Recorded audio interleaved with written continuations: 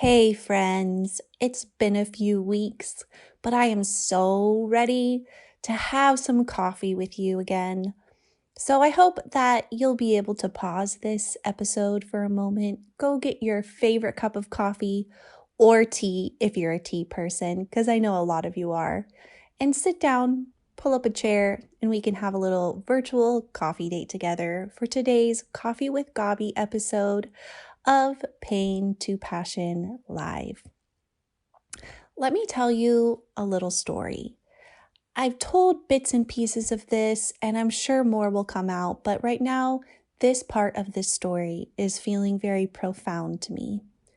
I remember this season of my life. Just a few years ago, my kids were very small, and I did not want to go on living. It's just a fact. Living was way too painful.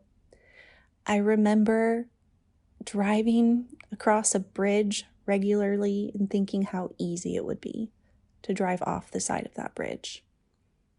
It's intense, I know, it's very intense. But here's the thing, I almost always had two little people in two little car seats in the back of my car, and they were worth living for. They were my world. But here's the other thing. One of those kids had a lot of special needs because of his early childhood trauma history. There were a lot of things that he needed in order for his brain to rewire for healthy connection. So as I started to find professional help for him, I kept getting this message of, you need to parent him in this specific way, in this compassionate and connected way. You need to do it very intentionally and very specifically, and put your feelings aside and do this for him. Otherwise, he's not going to be okay. Now, what good mom is going to listen to that advice and not try everything in her power to do what she's told to do in order to make sure that her child is okay? So that's what I did, guys. And that's a whole story in and of itself of what that looked like. I learned a lot of really wonderful things, but the fact was that the standard and the pressure that was put on me to be perfect for my child was so intense. And I was expected to give him compassion and connection that I had never, ever experienced before in my life. How is a person supposed to give something to someone that they've never received? Like, is that even possible? I think by the grace of God it is, and I was successful to an extent, but all of this pressure would build up inside of me until I'd explode or I'd completely shut down. I remember a day specifically where I had to go through something with my children, and it was before my husband left for work in the morning. And by the time he was supposed to be leaving for work, I was curled up in the fetal position on my bed and I could not move. He had to stay home from work that day because I was dying. I was dying. This was physically, spiritually, mentally, and emotionally taking absolutely everything out of me because I was giving from a reserve that I did not ever have. Ultimately, long story short, it came to a breaking point and we had to make some hard decisions. And at that breaking point, that's when things really began to change, because it was in that moment when I realized I could not go on that I started to prioritize myself. That was not something I had ever learned to do, not something I had ever been taught to do. In fact, I had been raised to believe that you do everything for everyone else, and that's how you live life if you want to be a godly human being.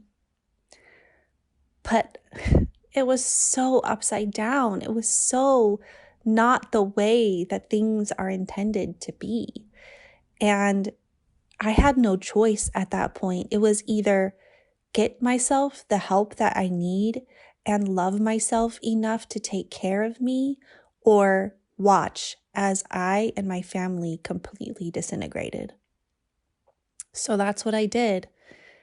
So much intentionality went into me taking care of myself, into finding a therapist who could actually help me, in creating boundaries with my children that I had felt not permissible before, but I had new people helping me and helping me see life through a lens that was realistic, and helping me see a life through a lens that included everyone in my family, not just my son, but all of us, and how all of us getting the help that we need was ultimately going to be the thing that my son needed the most.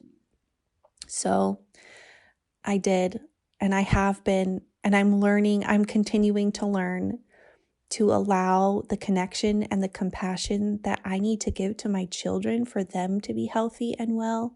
I'm learning to receive that from others, and I'm learning to give it to myself, to love myself enough to take care of me.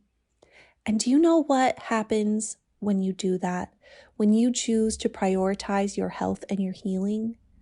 Those things that you really need to do to take care of the relationships around you, or if you're a special needs mom like me, to take care of your special child who needs extra care, it starts coming from an overflow in your heart because you have been giving that to yourself. You have been allowing others to give that to you. You've been accessing resources for you first, and allowing those resources to fill your cup and give you what you need. That's been the catalyst for change in my family beyond what I could have ever tried to grit my teeth and pull out on my own. Maybe I could have done a quote good enough job so that when my kids leave the nest, they would be somewhat okay, but I wouldn't. And if I'm not okay, are my kids really okay?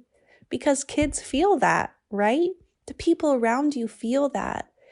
I really believe that we need to start seeing life through a different lens where we take care of ourselves in such a way that we can start operating out of overflow, not out of lack. I hope that resonates with someone today, because I'm sure there's someone out there who you're so good. You're doing everything you can to do the right thing. But what a relief it would be if the right thing ended up not being something you check off a checklist, but something that comes naturally out of the overflow of your heart because you are well. You deserve to be well, my friend. You deserve to take care of yourself. The people around you need it too. So look in the mirror and ask yourself, what can I do for you today, babe? Go do that thing. Pursue your healing. It's those breaking points where you know that you can't go on anymore that will show you that there's a better way. But you don't have to get to the breaking point. You can listen to these words and know that you're burning out and start to shift your perspective and focus back on what you need for you so that you can give the people around you what they need as well. You're amazing and you're worth it. Thank you for being here. If you need help with this, or you need a safe space to just rest your heart and tell your story, please go check out my website and set up a free connection call with me, and we can talk about the possibility of coaching together. I have a few slots available, and it would be such a joy and such an honor to walk with you through your own journey. If you go to my website, gabiruth.com, I'll also put this in the show notes, but go to the book a one-on-one call page and you will see something pop up for a free connection call where we can chat and see where you're at, okay? don't lose this opportunity. Once the spots are booked, they're booked. And I would love to be able to help you in whatever area of your life that you find yourself in right now and move forward in health and wholeness together. I'll talk to you guys next time. On Tuesday, we have an incredible guest. I cannot wait to introduce you. Until then, take care of yourselves. Have your favorite coffee. Have a wonderful weekend, and I'll talk to you soon.